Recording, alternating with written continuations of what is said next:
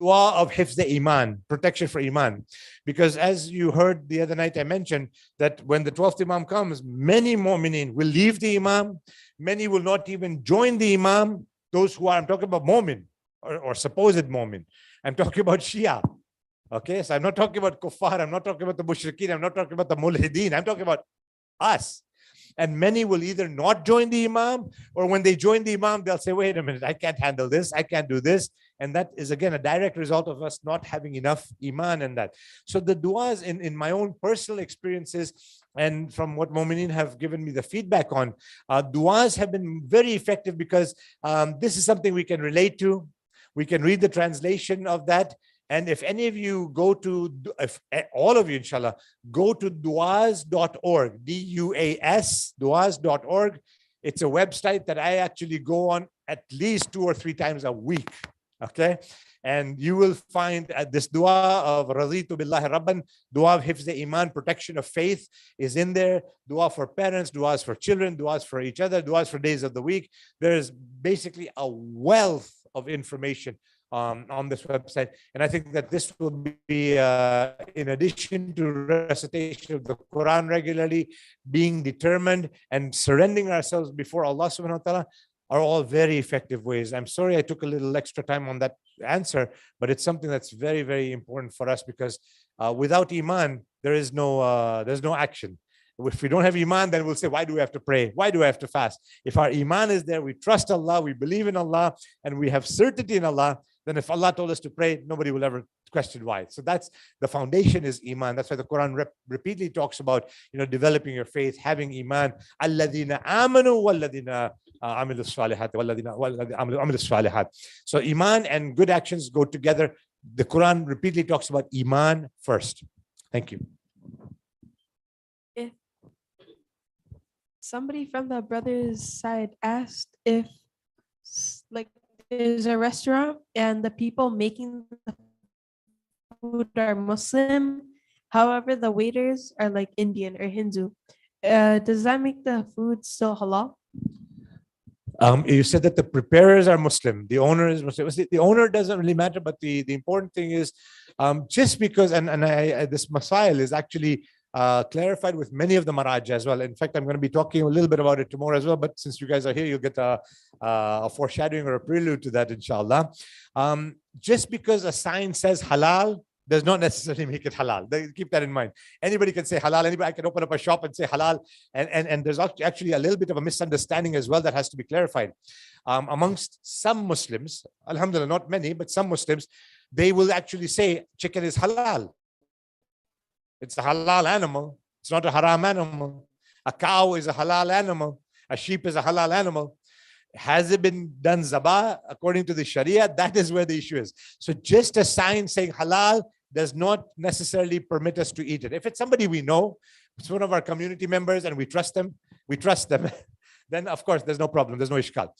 The preparers is where the main situation lies, because our masail is very clear. If somebody who is an idol worshipper, non-Muslim, non-believer, okay, and they have touched the food with wet hands, if you've seen many of these cooking shows, you see people have been, they have to touch the keema, they have to touch this, they have to touch the flour, and it's, we hope that they're washing their hands before they do that, but you will see, I don't know if you've seen those cooking channels, right? So you will have that certainty that there are certain foods or certain things that have been touched. If it is a non-Muslim who is non-Ahlul Kitab, so an idol worshipper, an atheist or a disbeliever, or the Ghulat, for example, those who are enemies of Ahlul Bayt, they come into this category as well. Then that food, even though that animal might have been zabah, even though the food is halal, because the preparer has touched it with wet hands and they've prepared that food, that would not be allowed.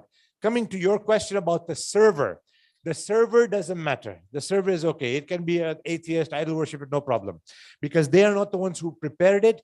The main people to remember is those who have cooked it, who have had interaction with the food. And here also, you have to see them having touched it with wet hands. That is the other thing. The Sharia doesn't want to put difficulty on us, but at the same time, it wants to protect our taqwa and our iman. Okay, so the server is okay, but the preparer, that is where the main issue, you can say, lies, inshallah. Thank you for that question.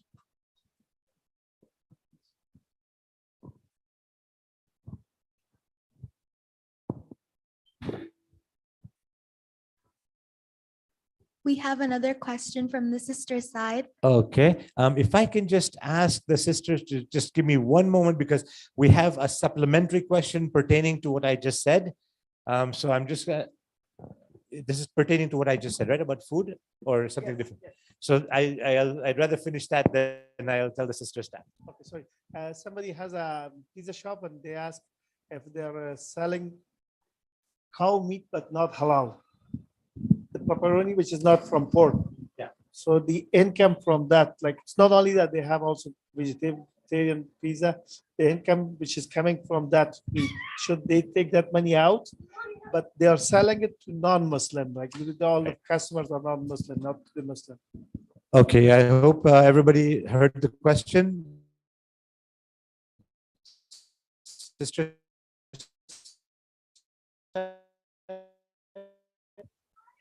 Okay, meat that, okay, and they're selling it to non-Muslims. That income is acceptable. It is considered selling it only to non-Muslims. They must make it clear and known to the Muslims who might go there. This is not halal, but that, I mean, should be understood by those who are patrons of the shop. So the income there is, if it's non-halal pepperoni, if it's non-halal chicken, for example, then their income would still be considered as halal, not guna or sin. And then for food, one more question, sorry. Yeah, you was asking if somebody's making the sushi, but they're not Muslim. That's what your question, right? Yeah. Yes. Thank you so much. Okay, so the question is, what if, for example, sushi, because I know sushi also has to be touched with that. When you go to a store, and for example, you go to a shop, and you know that somebody in the back has prepared it, but you, like, for example, you go to Loblaws or Sobeys or Zehrs, and they all sell sushi, and Freshco and Food Basics.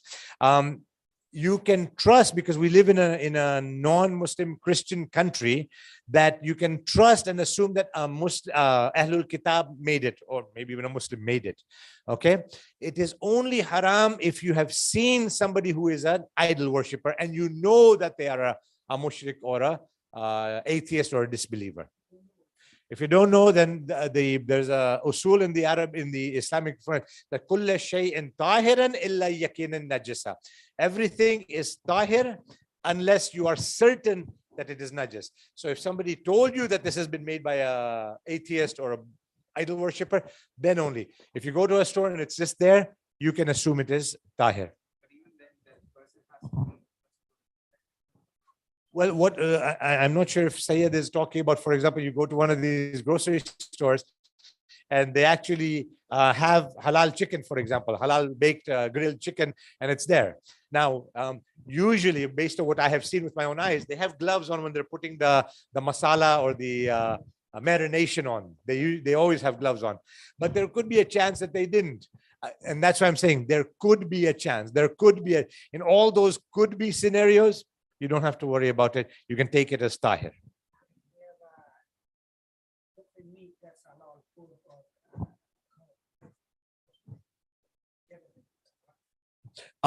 There again, what I have been able to, what my own investigations have been, is that the areas that they do are separate, where the fish and the sushi and all the fish byproducts are. It's a separate area from the chicken and the cow and the butchery, for example. However, if it's a small shop and you feel that there may be cross-contamination, one of my friends in British Columbia taught me this concept of cross-contamination, where things exactly what you said, that it might be on the same table.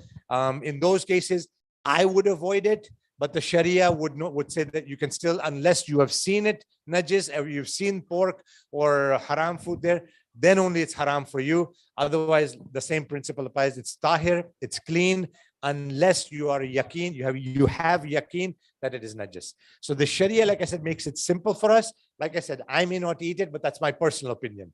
If it's a small place, the big stores, like I said, because I've seen it, I've actually gone inside to check a lot of things, and those are completely separate. So these big grocery stores, small shops, that's something you have to be a little more careful about.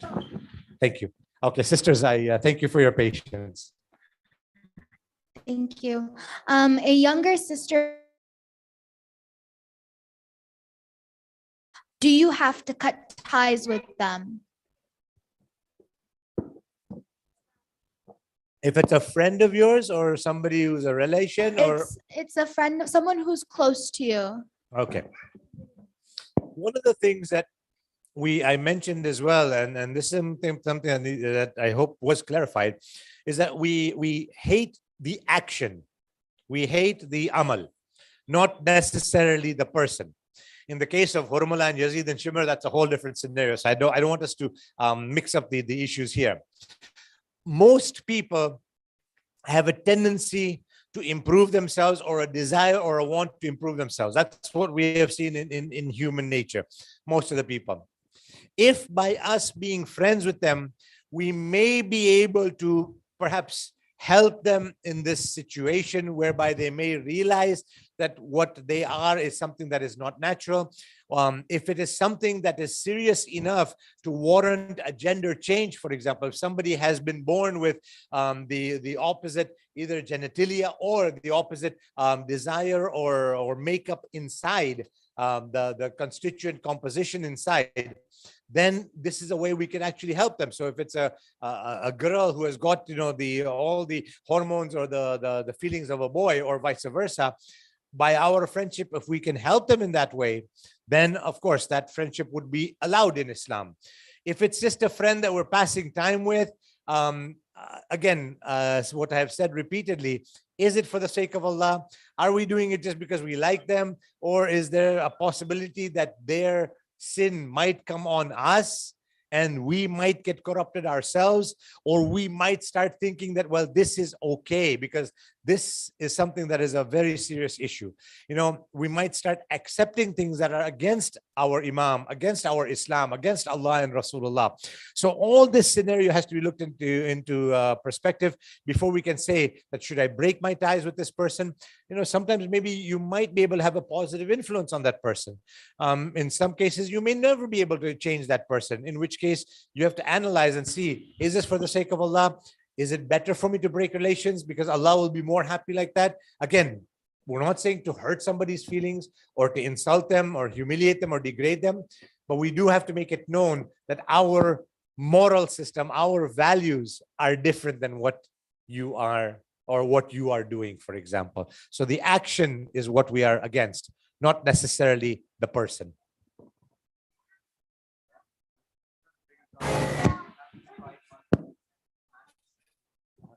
My question was, if you're in a big corporation company,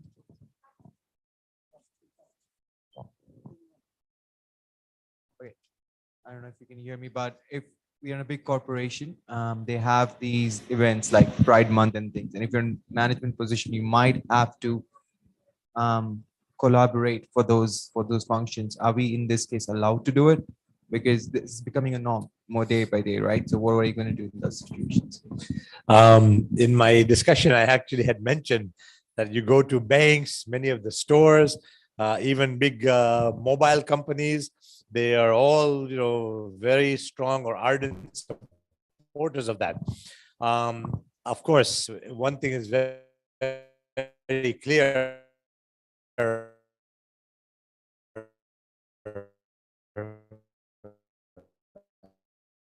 As followers of Ahlul Bayt and followers of La ilaha illallah, for us to attend any of these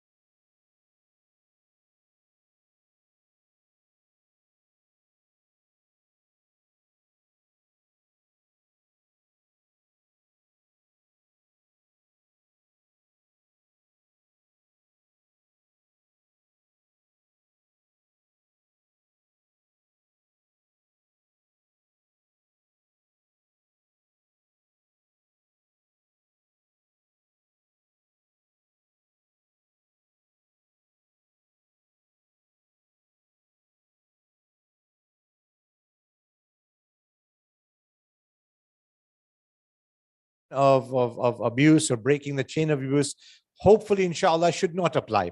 However, the reality is something very different. If you know of somebody who is suffering, you know a child who's being abused, there is an obligation and a duty on us to either help the child, break that chain of abuse, report it to the authorities. But again, we must be certain that this is there. We must be assured that is there. You know, sometimes many innocent children have been taken by FCS, Family and Child Services, for very, very suspicious or unreasonable or unsustained reasons. I'll just give you an example. There was one case that I was working on. The case was that, you know, we do matam, azadari, latmiya. And when we were doing matam, one of the children went home and says, oh, we beat our chests every night in Muharram.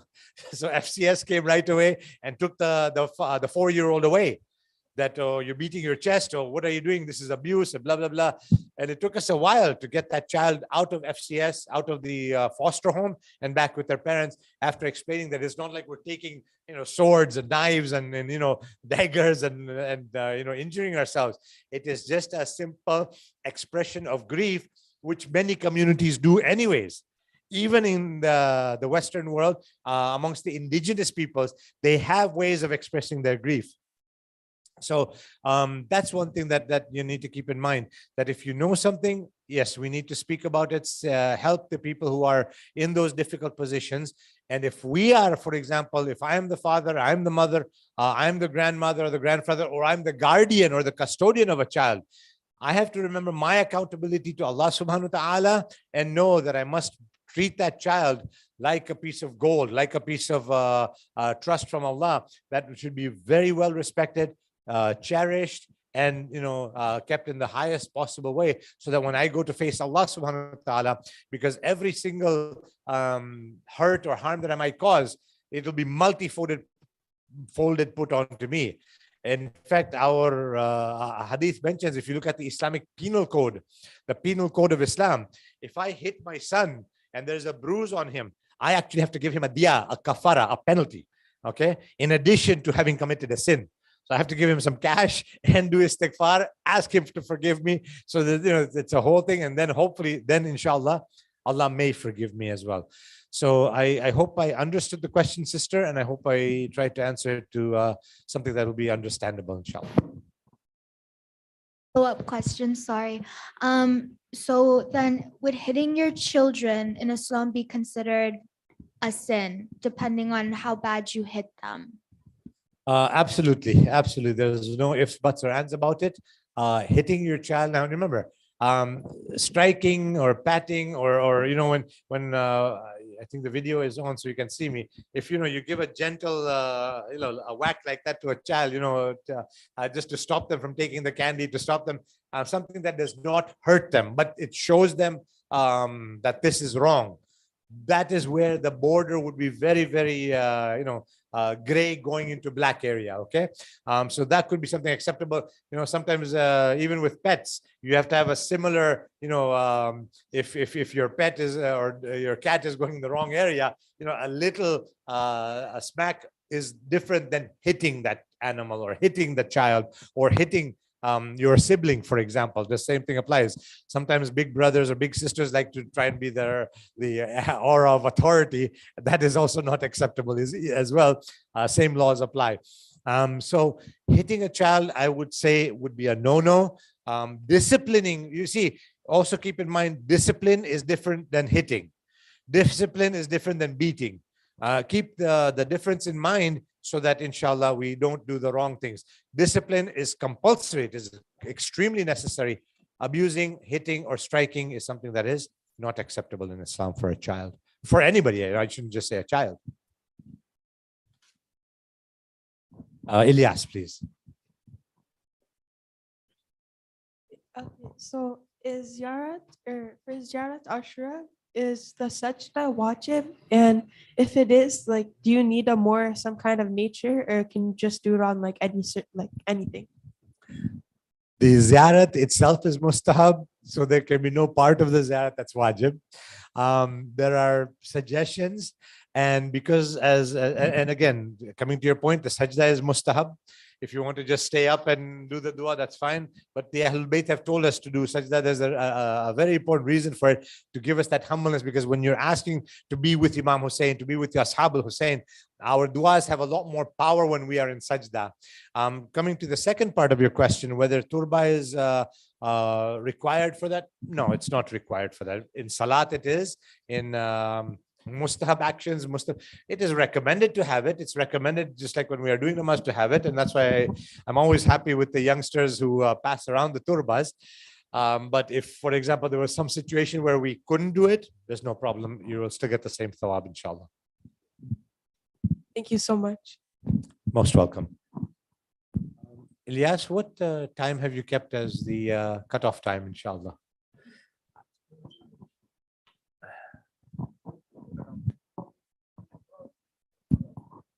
So next question from the lady side, sister side, girl side. What is Islam's rules regarding abortion? MashaAllah, you guys have got a very good host of thought-provoking and relevant questions for our era. Last month, you all saw what happened in the United States. Roe versus Wade was overturned by the Supreme Court. It gave me a little bit, gave me actually a lot bit of happiness. For those of you who don't know, in the late 70s, I believe, there was a court case whereby a woman wanted an abortion. I don't remember the exact circumstances. The Supreme Court at that time had allowed it, and basically all the states in the US, if I'm not mistaken, if not all, then overwhelming majority, basically opened up their doors to abortion on demand. So you became pregnant, you just don't want the child, you just don't want to have the baby. There's no threat, no danger. You could just go anywhere and get an abortion free of charge. Islam rejects that altogether, completely. The only time that abortion would be allowable or acceptable in Islam is if the life of the mother is in danger. If a doctor or a medical expert says that if this child is to be born, the mother will die. In that case, you are allowed to abort the fetus. Okay, I'm saying baby, but it's still a fetus. For those of you who have studied embryology and the embryonic stages, you will actually, I don't want to tell you too much because it is very ghastly how an abortion happens, what they do in the process of the abortion. And of course, our ulama have said that once the ruh is there, it is a human being. It's not a fetus anymore, it's a human being once the ruh is there. When does the ruh go in? Again, there's a bit of a medical discussion on that. But the actual fetus is cut into pieces before they take it out. It is, when I saw a part of it, I could not watch it. So abortion on demand is rejected in Islam. It would be considered haram.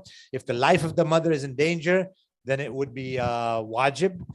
And in just out of somebody just doesn't want the child or has a fear of poverty or something, the Quran mentions wala taqtulu awladakum khashyatal min imlakin nahnu narzuquhum wa iyyakum inna qatlahum kana khit'an kabira.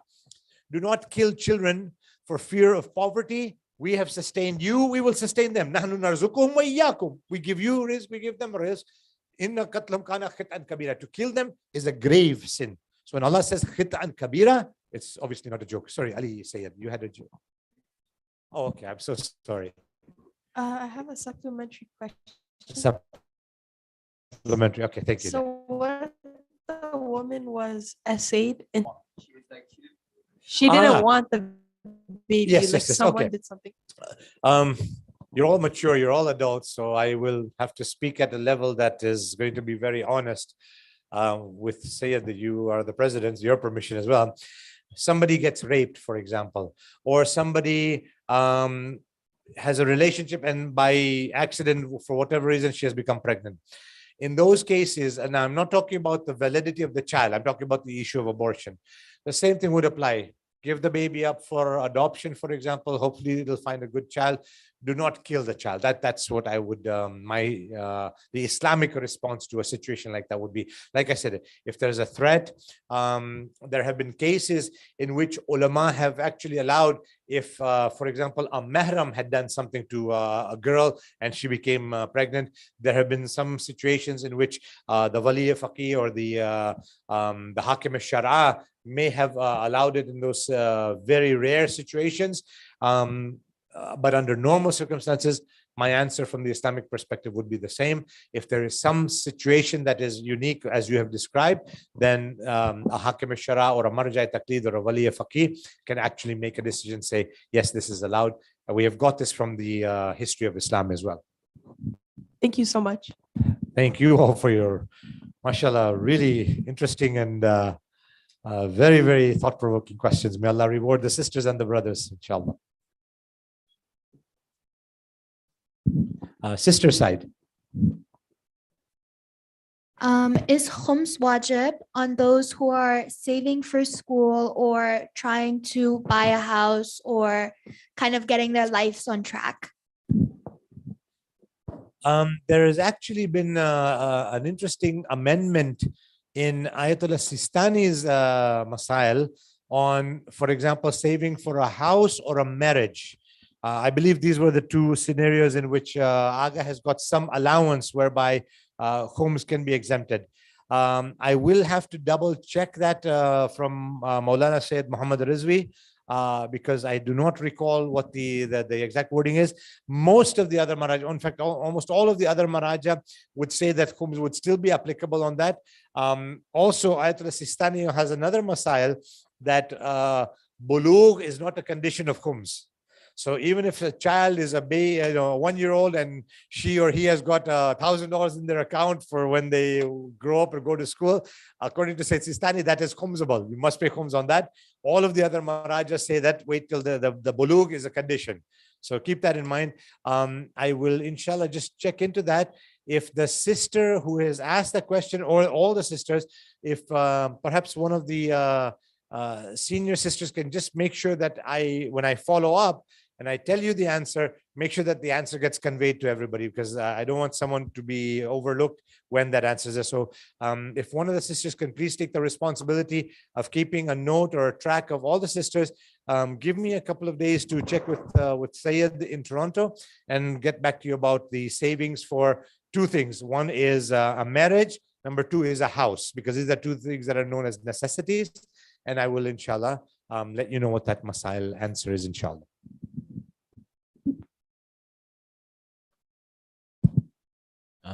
Brother Ilyas, your boy side.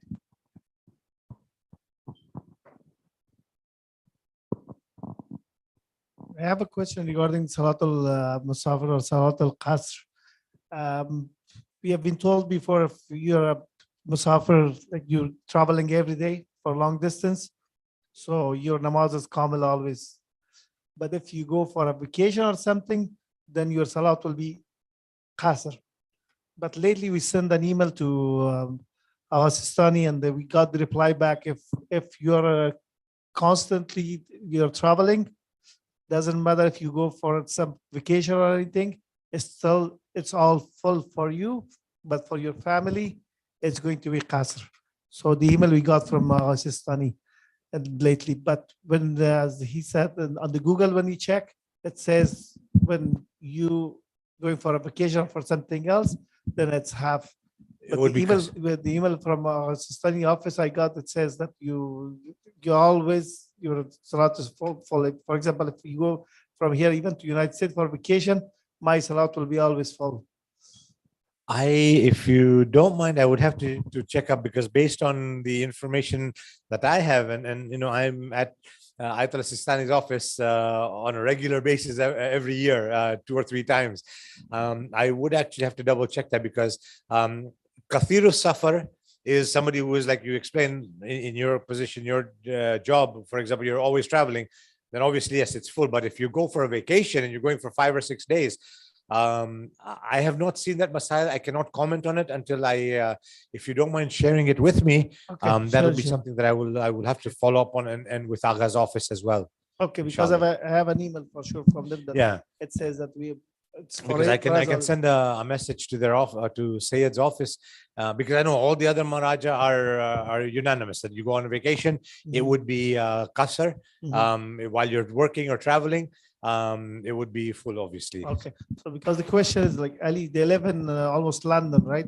He works here every day, comes to Cambridge and goes back. But when he comes to Osania, it's not as his workplace or something.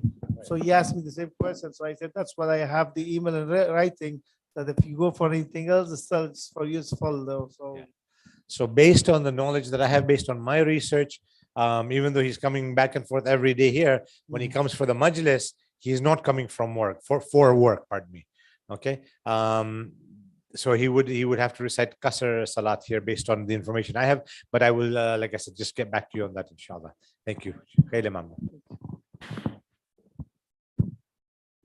If somebody is helping me keep track, I'm going to make a note of whatever I can, but between Ilyas and Yusuf, or even Sayyid Ali, or Parvez, sorry, you guys have to stay on my back by Tuesday to see how many answers I've got from these questions that are unanswered, that are pending, okay?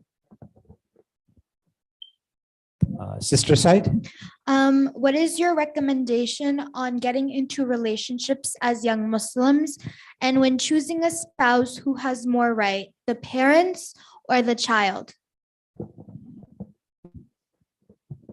I might end up creating some friction between parents and children today, but I have to. One salawat ala Muhammad wa ala Muhammad.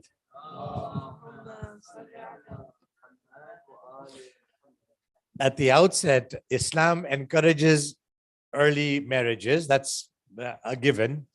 But having said that, I have to also qualify it by also saying that we also have to have a degree of maturity, responsibility, and basically the forbearance, because marriage is not a joke. Marriage is an important step towards Allah subhanahu wa ta'ala. So the idea or the purpose of a relationship, as the sister mentioned, would be to eventually get into a marriage to serve Allah subhanahu wa ta'ala.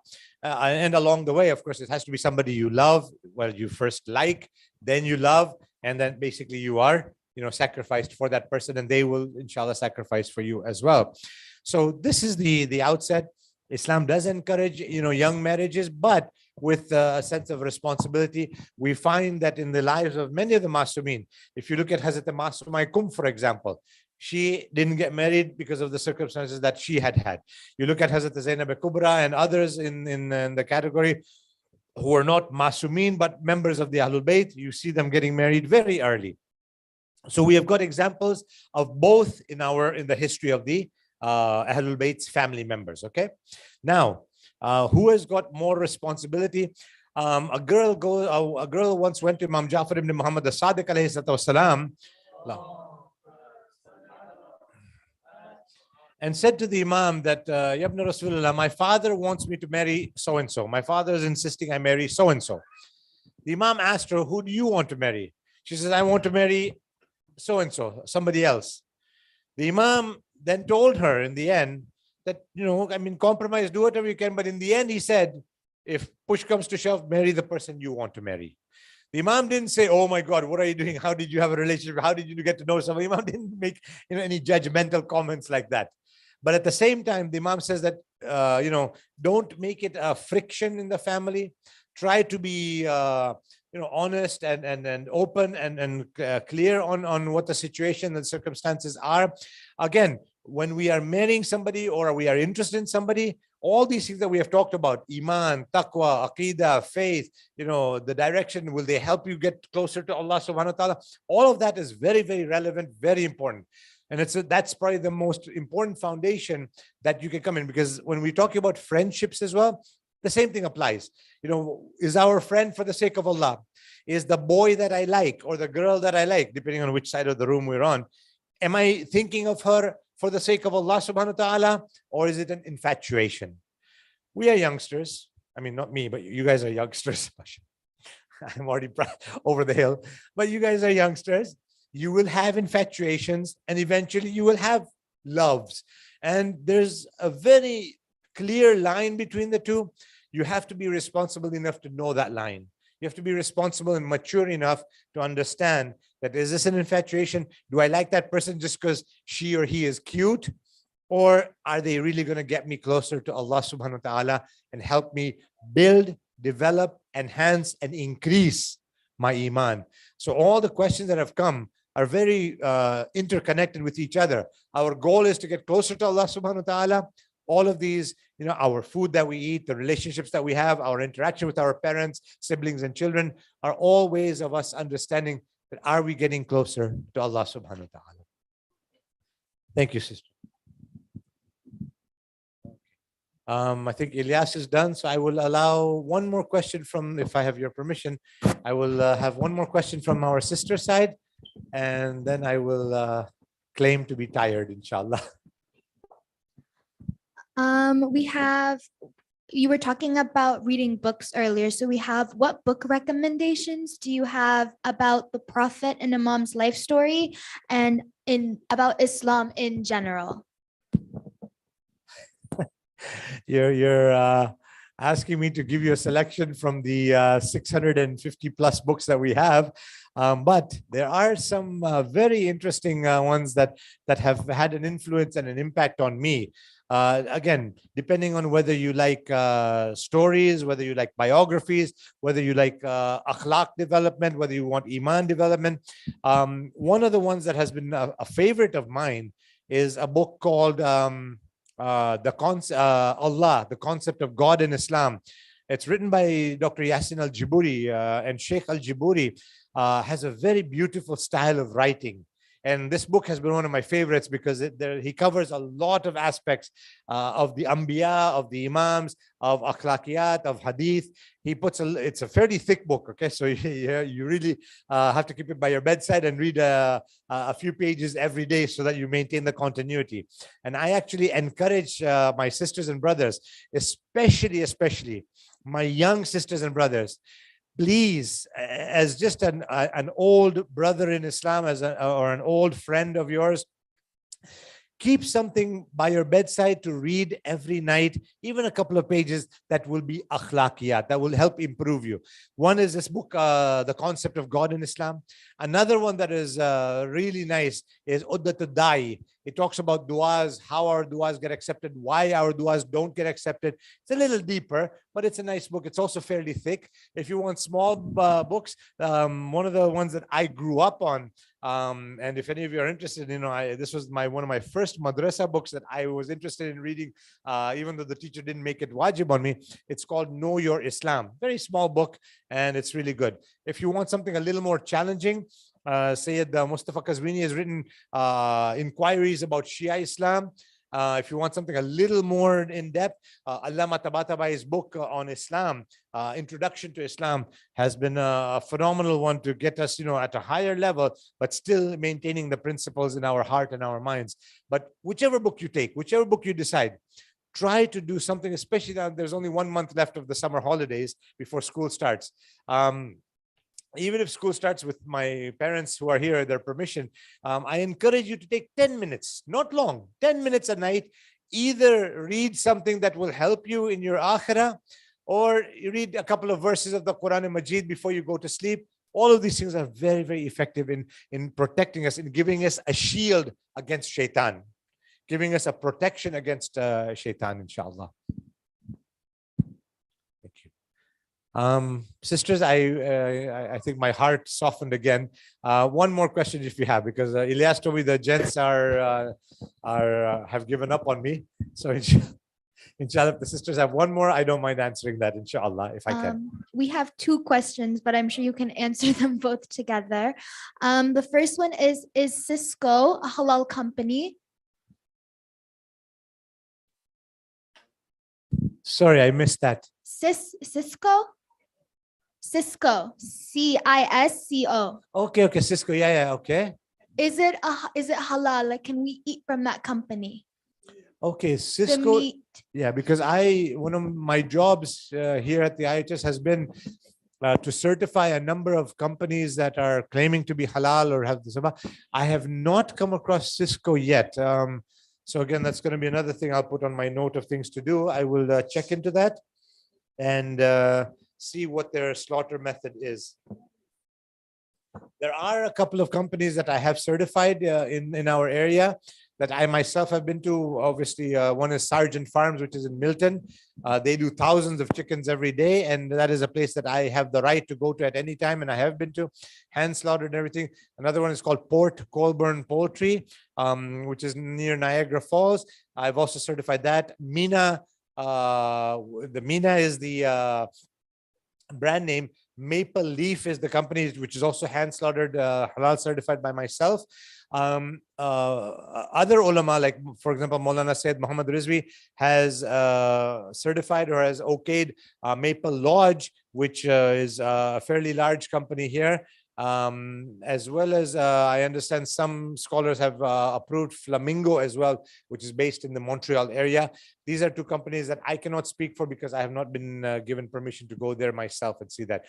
Cisco is something that I will check into, and if by Tuesday I can have an answer, I'll give it to you. If not, I will give it to one of the sisters who will be our coordinator for the ladies' side, inshallah. Thank you. The second question? Second question from ladies. I think this would be a nice one to end. The sisters here are wondering if Hazrat Abbas alayhi salam had any children, and if any of Imam Hussein alayhi salam's children had spouses or were engaged. So the first part of the question is yes, Hazrat Abbas had a child who survived the events of Karbala, whose name was Fadl. That's why he is known as Abul Fadl al-Abbas. And in fact, some of the descendants, there's a rare group of descendants of Abul Fadl al-Abbas who came from Hazrat Fadl when Fadl grew up. In fact, and so the descendants from Hazrat Abbas are there. I think the second part of the question you asked was about Imam Hussein's children who were in Karbala, who were married or who had children themselves? Yes. Okay. So, of course, Imam Zainul Abidin Islam had Imam Muhammad Baqir, who was present in Karbala. He was 4 years old at the time of Karbala. Imam Baqir was born in 57 Hijri. Karbala happened in 61 Hijri, so he was about 3.5 years old in Karbala. And the descendants from Imam Zainul Abidin and Imam Muhammad Baqir continued from this lineage. Imam Zainul Abidin had a number of children after the events of Karbala, of one of whom was Zayd, and that's why many of these Zaydi Sayyids are from Imam Zainul Abidin through Hazrat Zayd ibn Ali, the Imam Zainul Abidin's son. And other ones who are Baqiri or Jafari, they have come from Imam Muhammad Baqir or Imam Jafar ibn Muhammad as-Sadiq. So yes, a number of children and family members of the Imam were there. As I had mentioned in today, we do not have any record of Layla being in Karbala. This is a very controversial subject, but it has been historically authenticated that Layla was not Rabab, Farwa, and some of the other ladies, I just can't remember offhand right now, were in Karbala, but these were the prominent ladies that were there. Farwa, Layla, Hazrat Zainab, Kulthum, and many of the spouses of the other ashab who were there were present, and many children were present in Karbala as well. More than 60 children were actually present in Karbala, we have told, of which 40 of them had died on the way from Karbala to Kufa to Sham. Ilyas, go ahead. So, I can't say no to you.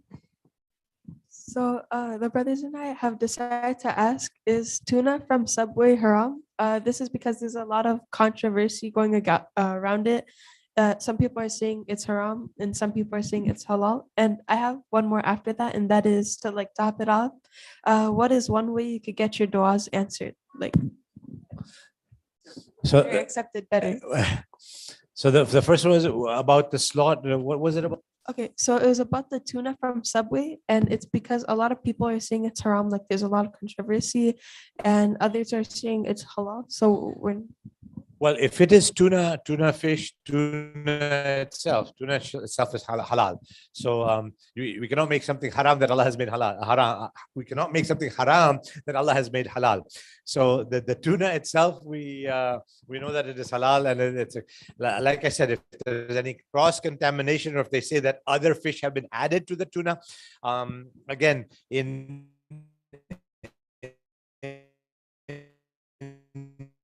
many of the carefully. Sometimes they do add or have, they say may contain this or may contain that. So you have to be cautious about that. Coming to the second question that you've asked, I hope that there are numerous ways, and that's why I gave the reference of Hudda by Shaykh Fahad Hilli, in which he gives us keys of getting du'as accepted. One is to be in a state of wudu when we're asking du'as. One is to reduce our sins when we're asking du'as. One very effective way is to recite salawat upon Muhammad and Ali Muhammad when we start the du'a and when we end the du'a. And I'm also going to clarify, because one of my majlises I mentioned that we confuse dua with hajat. Hajat means we're asking for something. Dua means supplicating, like dua kumail, dua sabah, dua mashlul, dua faraj. These are duas where we're presenting ourselves before Allah. We're not asking for anything, but our understanding of dua is that we want something from Allah subhanahu wa ta'ala. So that is hajat. So one of the ways of getting that accepted is by doing salawat before, salawat after, and the malaika then inshallah will accept whatever is in between the two salawats, because the salawat is an accepted dua. So I hope that hope that answers everything. I ask Allah Ta'ala to forgive me for any shortcomings or anything that I may have inadvertently or incorrectly said. I'm so sorry. I'm so sorry, but the sisters are asking another question and they're begging me to ask. I apologize. Please don't apologize. So we're wondering about three things. Are McDonald's fries and fish fillet halal? And is cheddar cheese halal? Those are the dying questions that we need answered tonight. Okay, that was easier than I thought, inshallah. Should I say no, yes, no, no, no? Or should I just do inky pinky pong now? You're going to get me to Jahannam then. Thank you. If any of you know the news, a number of years ago, McDonald's was actually sued by the Jews, the Muslims, and the Hindus because they're, Well, no, not because of that. Their fries, they used to claim that their fries are fried in vegetable oil, but the pre-fried, now you see, keep in mind that these fries that you're eating are not fresh. Right? You know that, right? They're pre-frozen from weeks or months before. And they have actually had to be pre-fried. There's a coating on them. And that coating used to be pork. And so when they would fry the fries here at the local McDonald's store, that is vegetable oil. So they used to say that we're frying it in vegetable and not mentioning what they were pre-fried in and what that coating is. Anytime that you buy frozen fries, take a look at the actual, take out a fry, take out a potato and look at it. You'll see it has to be pre-fried, otherwise it'll rot. You guys all know potatoes cannot be frozen, right? Whenever you've had niyaz here at the IHS or anywhere else, if you ever had potatoes and you froze that food, see what happens. I don't want to tell you. You guys have to figure out yourself. I'm sure that our sisters, our mothers will know much better than I will, but they'll tell you, okay, potatoes cannot be frozen, okay? Fresh potatoes, true potatoes, cooked potatoes. The only way they can be frozen is by putting a coating on them. And McDonald's used to use this, so they were sued for millions of dollars, and they had to pay the Hindus, the Muslims, and the Jews because of this, for this reason, because Jews can't eat pork either. I have always hesitated and made it known that even though they may have changed, they supposedly had said that they have actually told Muslims, Hindus, and Jews not to eat their fries, even though they supposedly changed their the recipe. So I would rely on that and say, no, those fries are not acceptable. And from the best of my knowledge and ability, I would say that they are not halal. Based on my, again, knowledge, experience, and investigation, the fillet of fish, inshallah, seems to be okay. The fish they use is Alaskan pollock usually, or Boston bluefish, which are both scaled, and their coating is a breaded coating, and their oil is vegetable. So based on my investigation and knowledge, inshallah, it is okay. It is acceptable. The third part of that question was, please remind me. Cheddar cheese. Every cheese, like Black Diamond, has its own ingredients. Usually their cheddar cheese is okay. The one thing that you have to be very careful about, again, like I said, that there are things you're learning, and it's my wajibat and amr bil maruf. There is something known as lipas in a lot of the sliced cheeses. Lipas is an animal byproduct. based on my investigation, and I've asked a couple of scholars who are also on the same page as me, that lipas is not acceptable. It is similar to pepsin, which is a pork byproduct. Cheese that has rennet or pepsin is not acceptable. Cheddar cheese that has many of them, I mean, most of even the no-name brands here have got microbial enzymes, which are okay, inshallah, for us.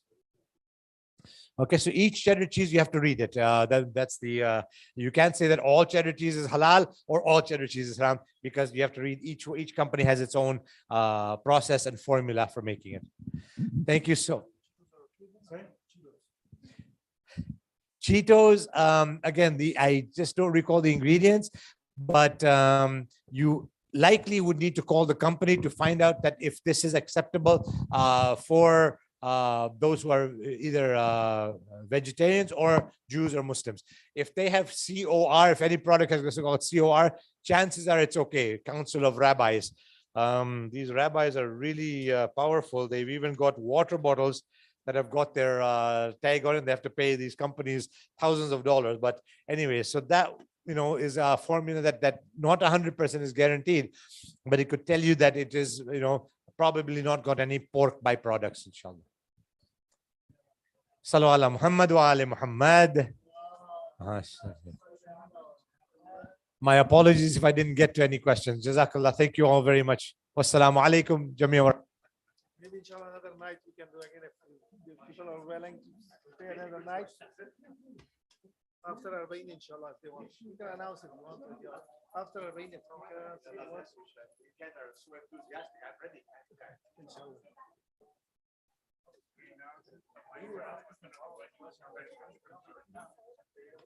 For you,